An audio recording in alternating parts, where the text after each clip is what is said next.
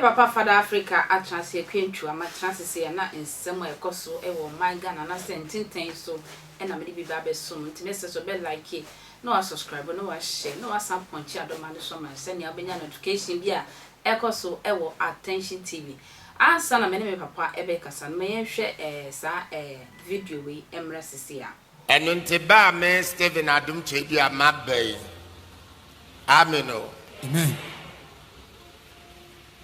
The next 500 years. Montieme. Yesu mfoni na mwabetu wiase ne muno. Yesu mfoni na mwabetu wanu amode aye calendar no. Amen. Amen. Wasoma me se memfa manem embeto so. Yes. Praise the Lord. Hallelujah. me da se wo twen me papa akwaba papa wo video ya ye ko hwe ye papa Adum Chedi aha was it the next 500 years I ban Yesu Kristo mfoni na ebi ma toto bo mu dem de ne Yesu no edo Nyankopon bo so bo asase asoma ne se wo meyi sa Yesu anim ni mfiri ho na won fa won no nanim to na ankrofo lamba se pa wonso waye sunsum ne pay wonso ede na wo ka fa e Adum Chedi ansem kakro kan e yo me das we ka se adu nchire yeah we chere wa nchire da obi a okwan se otimi ka bibi obi a wo ho kwan obi a okwan cause kasa de yensi obi kasa bo okwan se bi ma won kasa dabi na emom o kasa se next 500 years na se ono no picture ene ba na se Yesu picture na ka betwam ye betwam twam am sakra because twam enti ebe na wo kra wo de beba nipa bebre wo ase picture na bi ne omodam yeah mimi nto bi da yeah so because first of all say akisofo eti Nyankopon ase a o se obi biara a obeso Israel Nyankopon unsum image enti se ono so de ni image ba dia they say ono Nyankopon ana question ono o Nyankopon ana no o Nyankopon a ofin because Messiah no de oye film actor a oye sa Jesus film ya and yegusu okay you say o kon ho na one no akoka bomu na wayi sa obi na acting nipa da sani na se kro ba se no yam ya no yenyinyi ni mfra so da mu ni ade omo no Roma for the critics ade no so na omo de oye kire eka ho na wo de na oye kire bi anka ho sinitwa na ade bi oye kire ka ho no ebia me kan se na obefa oye kire bi aka ho de ya na wo de kwa mama so se de be ye be tena me fine nemo se oye kire nka ho de ya oboa enti bi nko ba bia because film actor no ehya ase no Roman fo ebo modi de nante ekonkro ni nkro so eyiye ama ye bona senua mu ye ne se yin ama nipa begidi se Yesu wo wiase so wo enti se ana se ye papa Adum Chedi wa se next 500 years na satan kra na de wo hefa ebia na ono kra po so wo hefa ya ana ne som no kra po obi se na ne som no kra na so na tam no so ne som no kra wo papa watwe adwese bi so wo enti se 500 years de ene ne ai wa dodo enka se nka o me ye ba na internet ko no ba busa mpa de bia ka de picture ebo de nipa do san na Ghana ko mo gine tum se uyi ono no members na ono no po na mfa so fo kra wo man kra nyine tum enti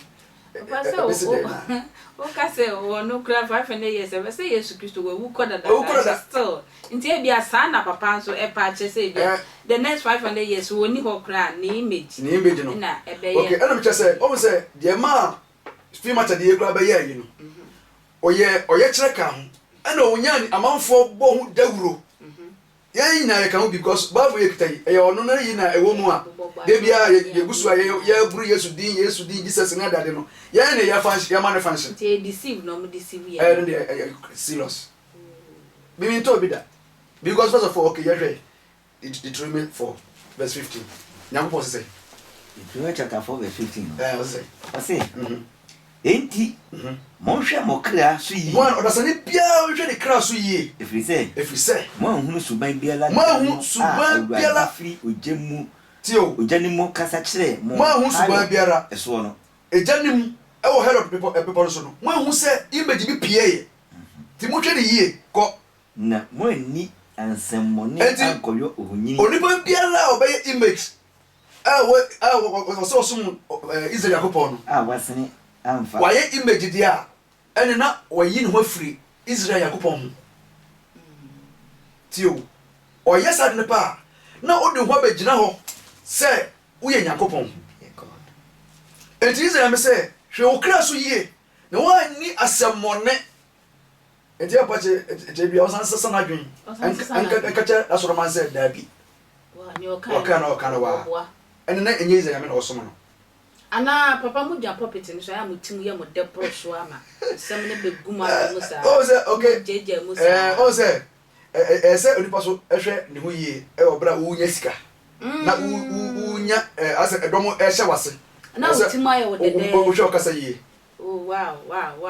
So what say? Because bribiara wo crowd. Na wo hwe wo gina bia. Na wo hwe wachi. Na obi kura wo sika kura gu bag kura mfo no a baka se monya yi so o say mo obi biara nyi asemone enkoye hore ni biara to aso e ke ka me verse 16 o say na mo ani asembone mo ni semone ankoye ohonyini mo ye hore ni wasene amfa amfa adi biara suban adi tio adi bia image oberema na oba ni say oberema na so oba e do say say next 500 years ekono wo na image na ho dia Dimbeka say wo Dimbeka ne say wo na Yakopon papa mo say maybe wo hwe choice na wo say awie ye bre ne beba e bi kura beba say me ne agenkwa no nti papa ye hwa kwan say awie ye bre no na adu a say o say ampa say obi bia me tu odasane bia for say obi bia hwe ne ho yie because o can say Christopher be doso the make to be say or stress so amenko ho or pie mu a menko ho se ese wo say or ha eni a kire nko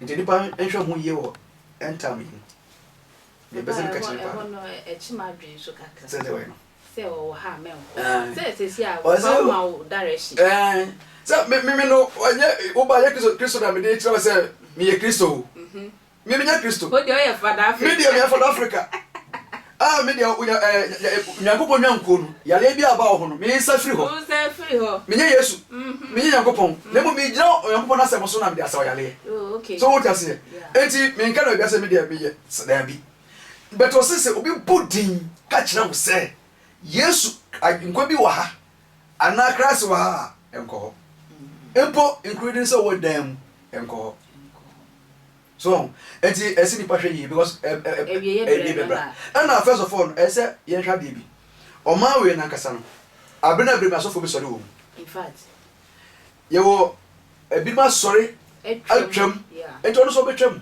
we ye sure oh Papa Jesus hwe ma me kire wade bi o ma we o ye si Jesus ne ye nya but ba kire wade o ma we si yesu ba tie no ye kukuru bibia hwe se be kafra obofo na do ba na oni wa boni din ma bodi kokubofo na papa na edi don be na oni na ka ye reti a se ono na okta don pa asa na kudjebu ache so ebedi ho kakra ono so no so odom ono so ni ho se ono so ni ho so ono so ko eti sade nipa su etwamu no ewo mu a obi so be sori aba na ono so ba fom and that time I don't think no person was set example no wo twam kra we Jesus and Jesus oko ata ne ho ekosere no say o sere na papa opala chew o nyi ni timfiri ho wow yen so apomom na bia de obaje na sara oba ma no sa ayi no de